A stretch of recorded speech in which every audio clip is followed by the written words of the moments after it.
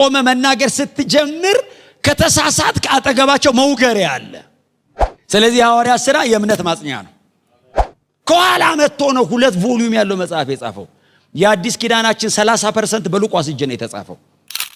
ይሄ ሰውዬ እነዚህን 2 ትልልቅ መጽሐፎች ሲጽፍ አንድም ቦታ ላይ ስብከቱን አልጻፈም። ወተን ሰበክን ብሎ የራሱን ትቶ የሌላ ነው የሚጽፈው። ተገኝቷል ብሎ አይጽፍም። ትጥሳለህ ካለው ምንም ጥያቄ የለውም እንደሚጥስ ይጣሳል። ቀጥሎ ግን ወንጌል ፕሮግራማችሁ ከሆነ የእግዚአብሔር ፕሮግራም መሆናችሁ አይቀርም። አጀንዳ ሳትቀይሩ ሙቱ። በእውነት ስለ ኢየሱስ እያወራን እድሜያችን ይለቅ። ጴጥሮስ አስገራሚ ሰባኪ ነው። አጭር ናት ስብከቱ። ጴጥሮስ ግን በጣም ፎከስድ ነው። ትምክቴ አለ ጳውሎስ የተሰቀለው ክርስቶስ ነው፣ የለኝም ሌላ ይላል። ሌላ ትምክት ከእኔ ይራቅ። እነ ጴጥሮስ በፊቱ የቆሙት ጉባኤ ኢየሱስን የሰቀለ ጉባኤ ነው። ኢየሱስ ላይ ሞት የፈረደ ጉባኤ ነው ይሄ ጉባኤ። እና ኢየሱስን ለመግደል በጣም ሌት ተቀን ሲለፋ የነበረ አይነት የአይሁድ ሸንጎ ፊት ቆሞ ነው ጴጥሮስ የተጠየቀው። እና ፍርድ ቤት ቆሞ ነው መንፈስ ቅዱስ የሚሞላው። ሰው ዘንድሮ ቸርች አቅቶታል። ጴጥሮስ ኮርት ፊት ቆሞ ነው ሲጠየቅ መንፈስ ቅዱስም ተሞልቶ የሚል ቃል አለ። እና በፍርድ ቤት ቆሞ ጴጥሮስ አለ፣ ዮሐንስ አለ፣ 2ቱ ቆመዋል። እጅግ በጣም አስፈሪ የሆኑ ሰዎች ናቸው። እንግዲህ በእነ እስክንድሮስ አሉ፣ ቀጥሎ እነ ቀያፋ አሉ፣ እነ ሐና አሉ። በጣም ጠንካራ ሰዎች ናቸው፣ የሕግ አዋቂዎች ናቸው። በእነሱ ፊት ቆመ መስበክ አትችልም።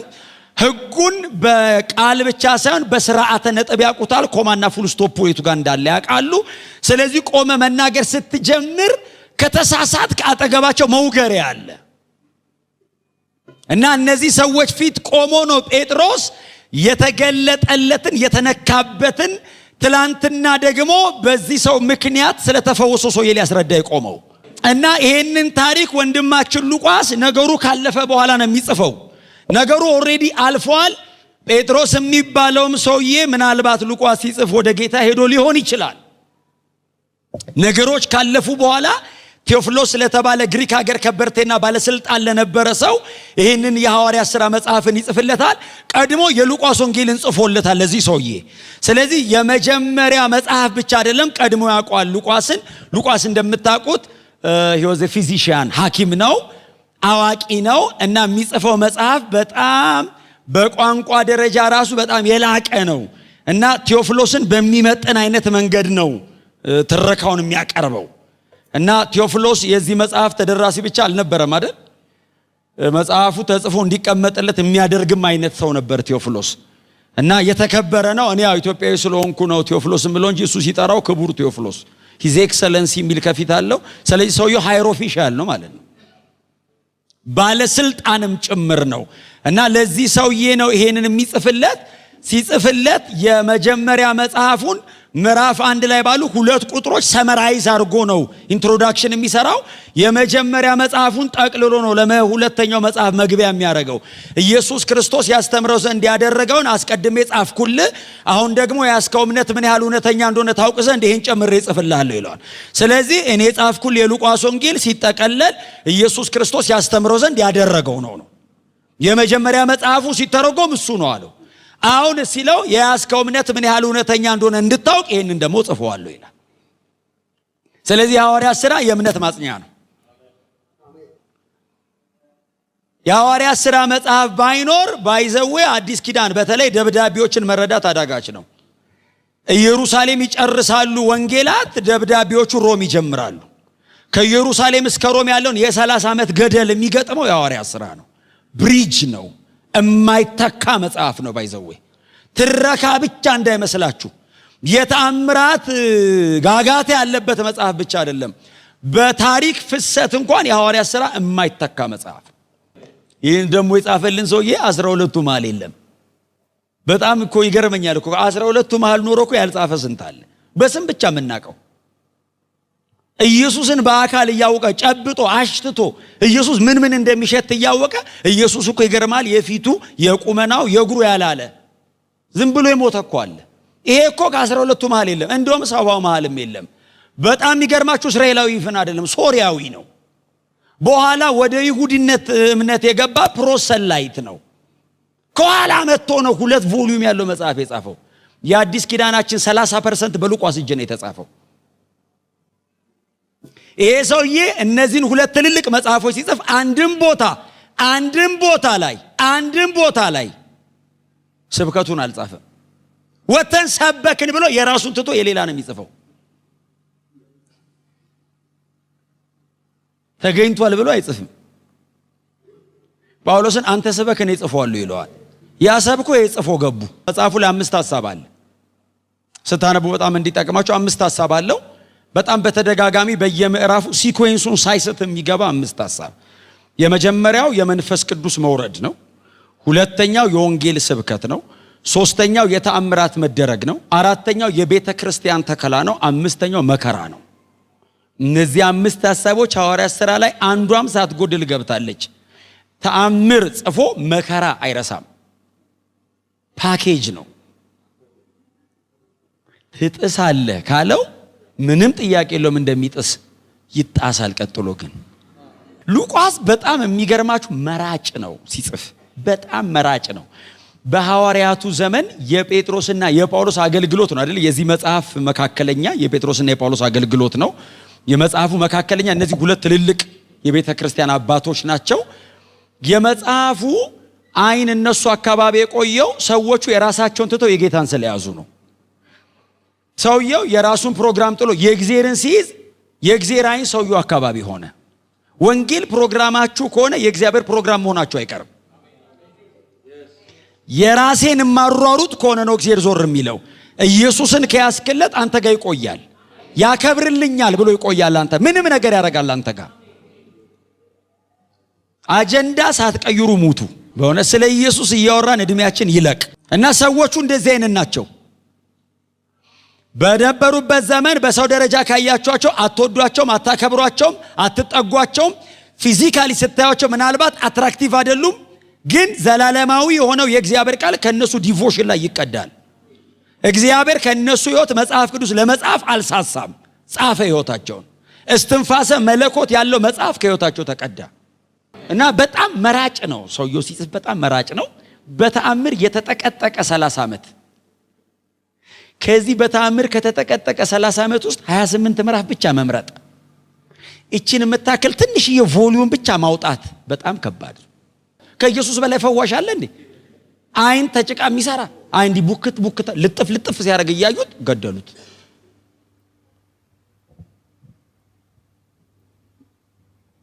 በጣም ሲሪየስ የሆነ ዘመን ላይ ነው ያለነው እኛ ታውቃላችሁ።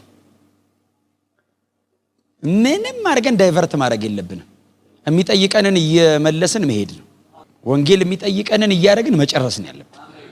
አሁን የመጨረሻው ዘመን ያው ምልክቱ በሙሉ ይናገራል። እኔም ባልናገር እኛንን አልሄድ ብለን መሬት ላይ ያለ ነው እንጂ ሁሉም ነገር ሂዱልኝ። መሬት አርጅታ ውሃ ወደ ደጅ እየደፋች ነው መያዝ አቅቷት ቦጭ ያለች ነው አርጅታ። እኛስ አልሄድ ኧረ ለቀቁኝ። እኛ ብንሄድ እሷም ትገላገላለች። ውጤቱ 3 ነበር። የጌታ መክበር፣ የወንጌል መሰበክ፣ የቤተ ክርስቲያን መታነጽ። ከዚህ ውጪ ውጤት የለውም። ኢየሱስ ተሰበከበት። እግዚአብሔር የፈለጋት ይችን ነው። ይሄን ሰውዬ ፈወሰው። አው ዘለላው። ዋው አለቀ። ኖ ጴጥሮስ አስገራሚ ሰባኪ ነው። አጭር ናት ስብከቱ። ጴጥሮስ ግን በጣም ፎከስድ ነው። ሚስ አያረጋትም። ለምን መሰለ? ምዕራፍ 4 መቀጠል አለበት። ምዕራፍ 3 ላይ ሌላ ነገር ካለ ምዕራፍ 4 ሌላ ሰው ይቀበለዋል። ፎከስ ሚስ የማያረገው እድሜውን ሁሉ እግዚአብሔር አብሮት እንዲኖር ነው። ከኔ ጋር አያያዝም አለ። ቆሞ ሰበከ። ሲሰብክ ምዕራፍ 3 ሰበከ። ምዕራፍ 4 የመጀመሪያው ቁጥሮች ስለ ክርስቶስ ትንሣኤ እየሰበከ እያለ ሰዱቃውያንና ከፈሪሳውያን ወገን የሆኑ ሰዎች መጡ አዩት። ማን ፈቅዶ ነው የምትሰብከው አሉት። አታዩትም እንዴ ተፈወሰውን ሰው አላቸው። አንጠልጥለው ሸንጎ ወሰዱት። የተፈወሰው ሰው ከነሱ ጋር ነበር ይላል። ይዘል ነበር የሚል ቃል አለ። እየዘለለ የሚለው ምንድነው? ፕሮፐርሊ ወክ ማድረግ ስለማይችል ነው። አንተ ፕሮፐርሊ ወክ የምታደርገው ወፌ ቆመች ተብለ ነው። ሰውዬው የዛን ቀን እኮ ነው ሄደው እንዴ ብሎ ነው እንዳንተ ቀጥ ብሎ የሚራመደው። መዝለል አለመደማ መራመድ ስላለመደ ነው። ጴጥሮስና ዮሐንስ ቆሞ ሲሰብኩ የተፈወሰው ሰው አጠገባቸው ነበር ይላል። በማን ስምና በምን ኃይል ይህንን ልታደርጉ ቻላችሁ ይላል። ሰውዬው ይዘላል። እንዳይካድ ያውቁታል። ኦሬዲ ተፈውሷል። የሚጠይቁት ለምን ተፈወሰ ሳይሆን በምን ኃይል። እኛ የእምነቱ ተጠሪዎች እያለን ኃይል እንዴት ሊክ አረገ? ቀያፋ ምንድነው የሚላቸው? እኔ ያለው አንተ ምንም አይነት የህግ ባክግራውንድ የሌለ ሰውዬ የትኛው ቦታ ጋር ነው ገብተህ የተማርከው? አላቅህም። እንዴት ኃይል ሊክ አረገ ሲለው ጴጥሮስ እንኳን በር ከፍተህ ሰጥተው የተዘጋ ይከፍታል። እንኳን በማን ስም ብለህ ሰጥተው አመቻችተህለት አስገቡና አሰሯቸው ይላል። ሌሊት መጣና የጌታ መልአክ ይዟቸው ወጣ ይላል። እኔ ስሙኝ፣ ሰዎቹ በጠዋት መጡ። ሲነጋ በጠዋት መጥተው ሲያዩት መጽሐፉ ነው የሚለው በሩ በጥንቃቄ እንደተቆለፈ ነው ይላል። ጥበቃውን በር ላይ እንደቆመ ነው ይልና በጥንቃቄ እንደተቆለፈ ነው ማለት አልሰበሩትም፣ አልከፈቱትም ማለት ነው። ሉቃስ ስላላብራራው እኔ ቤት በኩል እንደወጡ አልነግራችሁም። እሱ አልጻፈም። መውጣታቸው ነበር ኢንቴንሽኑ። በበሪቱ በግርግዳይቱ በምንቱ ብቻ ወጥተዋል። ሰውየውን ፈውሶ አሰበካቸው። ከእስር ቤት አውጥቶ ሲያወጣቸው እንደዚህ አላቸው፣ ሂዱና ስበኩ ነው ያላቸው። ባይዘ ቃል በቃል አወጣቸው የሚለው እንዲወጡ ተፈልጎ አይደለም፣ እንዲሰብኩ ነው። እግዚአብሔር ካዋጣው እኮ ሊያስገድላቸው ይችላል። እንዴ ጳውሎስ እኮ ቆመና ተረፍኩ አለ ከአንበሳ አፍ። አተረፈኝ ያለ እኮ አልዘመረም። የስብከቱ ስራ እንዲፈጸምልን ነው አለ። ሁሉ ስለ ጌታ ስለ ኢየሱስ ክርስቶስ መገለጥ አሁን ነገሩ እኮ ጉድፍ ነው አይደለም። አነጻጽሬው ነው ያለው። ሳነጻጽረው የጌታ ኢየሱስ ክርስቶስ መገለጥ ጋር ጳውሎስ እኮ ፉሊ ክራይስትን አውቄዋለሁ አይደለም ያለው። ከደማስቆ ብርሃን ጋር እኮ ነው ያለው። የዛን ቀን ስፓርክ ያደረገች ላይት አለች። አውቆ አልጨረሰም እኮ ብልጭ ብሎለታል። ከሷ ጋር ሳነጻጽረው ይሄን ነው ጉድፍ ነው ጉድለት ነው ድካም ነው ብለው ያዋጣላል። ሰው ለማግኘት የሚጋደለውን አግኝተውት ነው ይናቁት። አተውት ስላላገኙት አይደለም ይናቁት። አንዳንድ ሰው እኮ ስላላገኘ ይሳደባል። እነሱ አለው ዕብራዊ ነው የብሉይ ኪዳን መጽሐፍ ባለቤት ነኝ ይላል። አንተ አሕዛብ ሆነ ፊልጵስዩስ ከተማ ተቀምጠ 3 ቀን ጾም ጸሎት ስለያዝክ ነው እንደሚገርም። እኔ እኮ ዕብራዊ ነኝ፣ ብሉይ ኪዳን መጽሐፍ አባቶቼ እኔ ናቸው፣ ሕግ እኔ ነው፣ መመኪያ ከእኔ አትበልጡም ይልና ጉድፍ። ተከረዳን እንደ ኢየሱስ ከደከምን እንደ ጳውሎስ በዚህ መሃል መጨረስ ክብር ነው። በእውነት ጌታ ይረዳናል።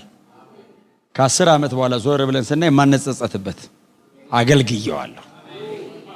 ከ10 ዓመት በኋላ ዞር ስታይ ወይኔ እማትልበት ጸልዬበታለሁ፣ ተንበርክኬያለሁ፣ ሰብኬያለሁ፣ በጽድቅ ኖሬለታለሁ፣ በቤቱ እንደሚገባ ይኖሬያለሁ። እንደዛ አይነት መሆን አለባችሁ እንጂ እሱን ለማክበር እኔ እንዴት አፍራለሁ? እሱ ያንን በቃል የማይብራራ ክብር ጥሎ ወርዶ አደባባይ እርቃኑ ለኔ ለወንበዴው ለኃጢአተኛው ሲሞት አላፈረም። እኔ ሲጀምር ምን ክብር አለኝና ነው ማፍረው? እሱ ነው ክብር ጥሎ ይመጣ። እኔ ምን ክብር አለኝና? እሱ ከሰማይ ወርዶ በዚህ መንገድ ካለፈ እኔ ታፈር ተሰርቼ ኦርዲነሪ ግለሰብ እግዚአብሔር ሰብስቦ ያከበረው ጉባኤ እንዴት በእግዚአብሔር ላይ ያፍር ይችላል? ትምክቴ አለ ጳውሎስ የተሰቀለው ክርስቶስ የለኝም ሌላ ይላል። ሌላ ትምክት ከእኔ ይራቅ። አልፈልግም እኮ አይደለም እኮ ይራቅ። ሩም የለውም እዚህ ውስጥ። የተሰቀለውን ክርስቶስን ይመኩበታል ቀና ብለው። ስለ ራሳቸው ሲያወሩ ያፍራሉ። በድካሜ ታገሱኝ ምናምን ይልሃል። ክርስቶስ ካለስ እድል አይሰጥም፣ መተንፈሻ ሰዓት አይሰጥም። ወይ ትገለዋለህ ወይ ያንበረክካል።